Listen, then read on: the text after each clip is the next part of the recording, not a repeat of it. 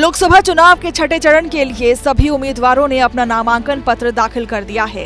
हर बार की तरह इस चरण में भी धनबल और बाहुबल का असर देखने को मिल रहा है।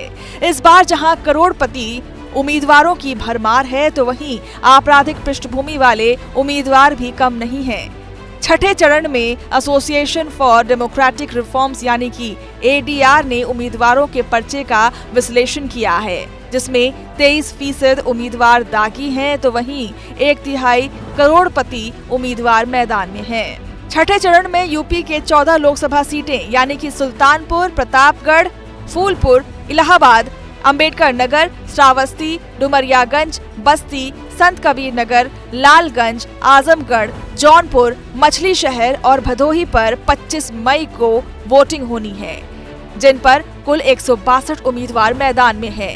ADR की रिपोर्ट के मुताबिक इस चरण में समाजवादी पार्टी के उम्मीदवार बाबू सिंह कुशवाहा पर सबसे अधिक यानी कि 25 आपराधिक मुकदमे दर्ज हैं, जबकि सुल्तानपुर से बीजेपी के मेनका गांधी सबसे अमीर प्रत्याशी हैं। ADR की रिपोर्ट के मुताबिक छठे चरण में 162 उम्मीदवारों में से 21% ऐसे उम्मीदवार शामिल हैं जिन पर गंभीर आपराधिक मुकदमे दर्ज हैं। इस चरण में सपा 12 सीटों पर चुनाव लड़ रही है। सपा के 75% उम्मीदवार दागी हैं। बसपा ने सभी 14 सीटों पर अपने उम्मीदवार उतारे हैं। बसपा के 29% उम्मीदवार पर आपराधिक मुकदमे दर्ज हैं। वहीं भाजपा के 14 उम्मीदवारों में से 43% उम्मीदवार दागी हैं। सपा के बाबू सिंह कुशवाहा पर सबसे ज्यादा केस दर्ज है।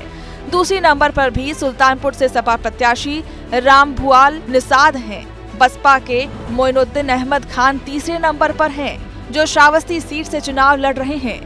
करोड़पति उम्मीदवारों की अगर बात की जाए तो इस मामले में सपा और बीजेपी सबसे आगे है। सुल्तानपुर सीट से बीजेपी उम्मीदवार मेनका गांधी सबसे अमीर प्रत्याशी हैं।